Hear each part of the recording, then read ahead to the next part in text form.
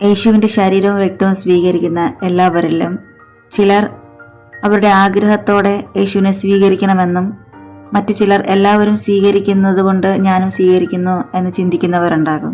എന്നാൽ യേശുവിൻ്റെ ശരീരവും രക്തവും സ്വീകരിക്കുന്ന എല്ലാവരും നമ്മളെ തന്നെ പരിശോധിച്ചറിഞ്ഞ് സ്വീകരിക്കാൻ യോഗ്യരാണോ എന്ന് ചിന്തിച്ചതിനു ശേഷം വേണം, നമ്മുടെ വിശുദ്ധീകരണത്തിന് ശേഷം വേണം യേശുവിൻ്റെ ശരീരവും രക്തവും സ്വീകരിക്കാൻ. ഇല്ല എങ്കിൽ നമ്മുടെ ശിക്ഷാവിധിയാണ് നമ്മൾ ഭക്ഷിക്കുന്നതെന്ന് വിശുദ്ധ പൗലോസ് അപ്പോസ്തലൻ കൊരിന്ത്യർക്ക് എഴുതിയ 1-ാം ലേഖനത്തിൽ 11-ാം അധ്യായത്തിൽ പറയുന്നുണ്ട്.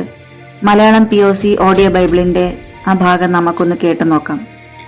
തന്മൂലം ആരെങ്കിലും അയോഗ്യതയോടെ കർത്താവിന്റെ അപ്പം ഭക്ഷിക്കുകയും പാത്രത്തിൽ നിന്ന് പാനം ചെയ്യുകയും ചെയ്താൽ അവൻ കർത്താവിന്റെ ശരീരത്തിനും രക്തത്തിനുമെതിരെ തെറ്റ് ചെയ്യുന്നു.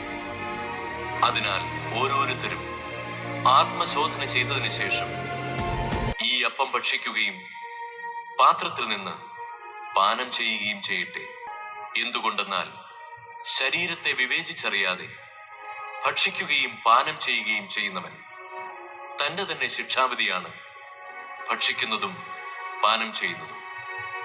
നിങ്ങളിൽ പലരും രോഗികളും ദുർബലരുമായിരിക്കുന്നതിനും ചിലർ മരിച്ചുപോയതിനും കാരണം ഇതാണ്. നാം നമ്മെ തന്നെ ശരിയായി വിധിച്ചിരുന്നെങ്കിൽ നാം വിധിക്കപ്പെടുകയില്ലായിരുന്നു. എന്നാൽ കർത്താവ് നമ്മെ വിധിക്കുകയും ശിക്ഷണ വിധേയരാക്കുകയും ചെയ്യുന്നു. അത് ലോകത്തോടൊപ്പം നമ്മൾ ശിക്ഷിക്കപ്പെടാതിരിക്കാൻ വേണ്ടിയാണ്.